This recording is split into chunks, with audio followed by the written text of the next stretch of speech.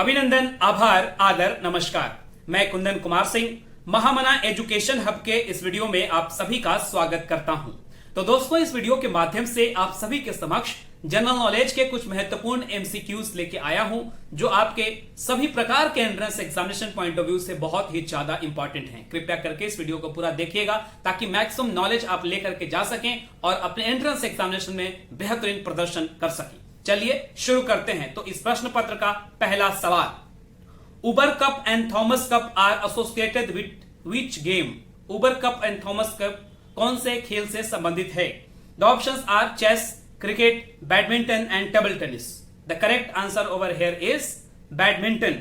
Badminton से Uber cup और Thomas cup दोनों एसोसिएटेड हैं। थॉमस कप जो है वो मेंस के लिए खेला जाता है, इंटरनेशनल टूर्नामेंट है, और वहीं उबर कप जो है वो विमेंस के लिए खेला जाता है। याद रखने का तरीका देखिए, थॉमस हमेशा किसी पुरुष का नाम होगा जनरली, और उबर तो उबर कप है तो उबर, यू से उबर और यू से उमेन मान लीजिएगा। तो इस तरीके से थोड़ा सा एक तरीके से सेम साउंड कर रहा है, तो आप समझ लीजिएगा। बस याद रखने का तरीका जस्ट बताया हूं, बाकी अगर याद है तो बहुत अच्छी बात है। अगला question, the headquarter of International Olympic Committee is situated in Lausanne, Switzerland, Geneva या ज्यूरिच या none of these? The correct answer over here is Lausanne, Switzerland में इंटरनेशनल ओलंपिक कमेटी का मुख्यालय है, और इसकी स्थापना 23 जून 1894 में पेरिस में की गई थी। इंटरनेशनल ओलंपिक जो कमेटी है वो हर 4 साल बाद बहुत ही बड़ा, मतलब स्पोर्ट्स का सबसे मेगा इवेंट कंडक्ट करवाती है इंटरनेशनल लेवल पर। और आपसे एक प्रश्न पूछता हूं कि अभी जो 2021 में जस्ट लगभग 20 दिनों बाद शुरू होने वाला है टोक्यो ओलंपिक, वो कौन से नंबर का ओलंपिक गेम्स है? ये आपको कमेंट बॉक्स में लिख करके बताना है। चलिए आगे बढ़ते हैं। Boggy, boggy is a word associated with which game? Boggy एक वर्ड है जो किस खेल से संबंधित है? इनमें से the options are kho kho, wrestling, kabaddi या गोल्फ। तो the correct answer over here is golf. Boggy जो वर्ड है वो गोल्फ से रिलेटेड है, याद रख लीजिएगा। अगला क्वेश्चन है, nitrogen is available for plants in the form of? Nitrogen कौन से फॉर्म में प्लांट के लिए अवेलेबल होता है? The options are nitrogen gas, nitrogen dioxide, nitrate या nitric acid. Correct answer over here is nitrate, NO3। आगे बढ़ते हैं।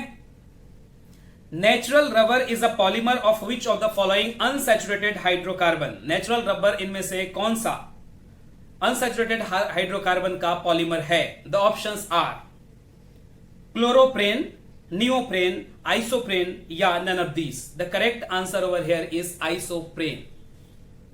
अगला क्वेश्चन है, acid rain destroys vegetation because it contains? Acid rain vegetation को बहुत ज्यादा नुकसान करता है क्योंकि ये कंटेन करता है ozone, sulphuric acid, nitric acid या कार्बन मोनोऑक्साइड। इसका सही उत्तर क्या होगा? तो इसका सही उत्तर होगा सल्फ्यूरिक एसिड। अब आपको ओजोन, नाइट्रिक एसिड और कार्बन मोनोऑक्साइड तीनों का फॉर्मूला बताना है कमेंट बॉक्स में लिख करके। सल्फ्यूरिक एसिड का फॉर्मूला आपको पता भी होगा, H2SO4 होता है वैसे, क्योंकि सल्फर की मात्रा बहुत सारे वायुमंडल में होती है, और इसी कारण जब वर्षा होती है तो एक तरीके से उसमें मिल करके H2SO4 बना लेती है, और then results into acid rain which is harmful for vegetation. आगे बढ़ते हैं। Which country recently launched an airborne high-power laser that can shoot down the drones in the air itself? कौन सा देश अभी हाल में ही हाई पावर एयरबॉर्न लेजर का आविष्कार किया है या टेस्ट किया है, जो कि हवा में ही ड्रोन को मार सकता है या मार के गिरा सकता है? The options are USA, Israel, Russia या China. The correct answer over here is Israel. ऐसा इन्होंने लेजर बनाया है जो हवा में ही ड्रोन को मार के गिरा सकता है, और उन्होंने इसका परीक्षण भी मेडिटेरेनियन सी में अभी किया है। आगे बढ़ते हैं। यह भी करंट अफेयर से क्वेश्चन है, Varuna and Assi are the rivers which were recently in the news, they flow in which state? Varuna और अस्सी कौन से राज्य में बहते हैं? वो अभी फिलहाल बहुत ही जल्दी न्यूज में थे इसी महीने। The options are Bihar, MP, Odisha या UP.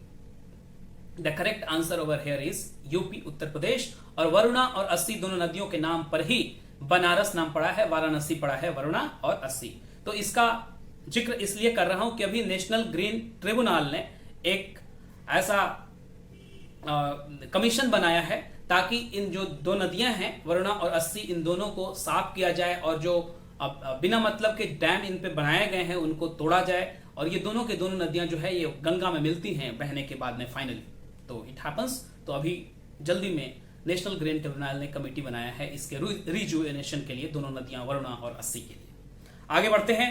The next question is who shall be the ex officio chairman of council of state. Council of state मतलब कि राज्यसभा का एक्स ऑफिशियो चेयरमैन कौन होता है?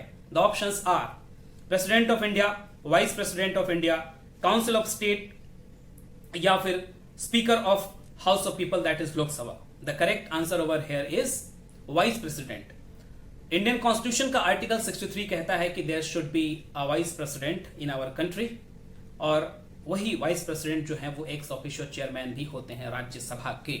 तो प्रेजेंटली भारत के उपराष्ट्रपति कौन है ये भी आपको लिख करके बताना है और ये भी पूछ लेता हूं दूसरी बार कि राज्यसभा का उपसभापति अभी वर्तमान में कौन है? राज्यसभा का उपसभापति वर्तमान में कौन है ये भी आपको कमेंट बॉक्स में लिख करके बताना है। आगे बढ़ते हैं। Dilwara temple is located at. The options are Khajuraho, Mount Abu, Bhubaneswar और Ellora. The correct answer over here is Mount Abu जो कि राजस्थान में है और अरावली पर्वत श्रृंखला पर स्थित है और दिलवाड़ा टेम्पल जो है वो बेसिकली जैन धर्म से संबंध रखता है। आगे बढ़ते हैं। In the third battle of Panipat Marathas were defeated by. Panipat के तीसरे युद्ध में मराठा को किसने हराया था? The options are Mughals, Rohillas, Britishers या अफगान्स।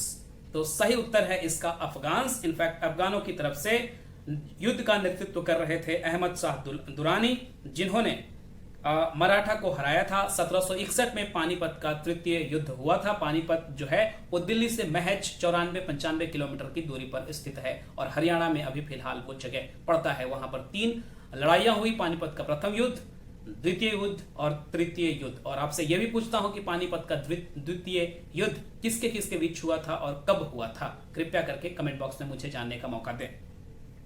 अगला question is Which of the following is the highest mountain peak in South India? दक्षिण भारत में सबसे ऊंची चोटी कौन सी है? The options are Anaimudi, दोदाबेटा, Mahendragiri या Dhupgarh. The correct answer over here is Anaimudi जो कि केरला में है, एर्नाकुलम डिस्ट्रिक्ट में है and it is the highest peak। दोदाबेटा की अगर बात करें तो it is the highest peak of Nilgiri mountains. Doddabetta जो कि तमिलनाडु में है और उटी नाम का जगह, उटक मंडलम जो कि हिल स्टेशन है और बहुत सारी मूवी की शूटिंग भी होती है वहां पर, वहीं पे ये दोदाबेटा स्थित है। That is the highest in Tamil Nadu या नीलगिरी माउंटेन का। अदरवाइज साउथ इंडिया में जो सबसे ऊंची चोटी है वो है अनाईमुडी। आगे बढ़ते हैं। Which soil is most suitable for crops like cashew nut. Cashew nut यानी कि काजू के उत्पादन के लिए सबसे सुटेबल मिट्टी कौन सी है? The options are red laterite soil, black soil, alluvial soil या फिर arid soil. The correct answer over here is red laterite soil. In fact, काजू के प्रोडक्शन के लिए लाल मिट्टी और इवन रेतीली मिट्टी दोनों ही अच्छे होते हैं, लेकिन इस ऑप्शन के अनुसार रेड लैटेराइट सॉइल हमें जाना होगा। और आपकी जानकारी के लिए बता दूं कि Maharashtra is the state which produces the cashew nut in maximum amount. इसके बाद सेकेंड नंबर पर है Karnataka, Andhra Pradesh and many more south southern states और भी प्रोड्यूस करते हैं। इनफैक्ट केरला भी प्रोड्यूस करता है कैशूनट को। कैशूनट यानी कि काजू। और ये जो रेड लैटेराइट सॉइल है ये चाय और कॉफी दोनों के लिए भी सुटेबल है। यहां पर ये दोनों फसल भी उगाए जाते हैं। Next question is which one of the following is rabi crop. इनमें से कौन सा रबी क्रॉप का एक उदाहरण है? The options are jowar, groundnut, mustard and bajra. The correct answer over here is mustard यानी कि सरसों। सरसों की जो खेती है वो रबी क्रॉप में गिनी जाती है। आगे बढ़ते हैं। Which of the following state is termed as God's own country. इनमें से कौन से स्टेट को, इंडियन स्टेट को गॉड्स ओन कंट्री के नाम से भी जाना जाता है? The options are Kerala, Andhra Pradesh, Karnataka and Tamil Nadu. The correct answer over here is Kerala. ऐसा कहा जाता है हिंदू माइथोलॉजी के अनुसार कि परशुराम जो थे उन्होंने केरला को बसाया था। इनफैक्ट ऐसा गुस्से में आकर के उन्होंने अपना फरसा जो कि वो कैरी करते थे हमेशा किसी को मारने के लिए, उसको गुस्से में आकर के उन्होंने समुद्र में फेंक दिया था। और ऐसा माना जाता है कि जो केरला का शेप है वो परशुराम के फरसे के आकार का ही है। कुछ इस तरह का फरसा होता है, ऐसा इस तरह का, तो उस तरीके का ही आकार है। तो ये मान्यता है और इसे हमें भी मानना चाहिए। Last question and interesting one, Zardalu आम।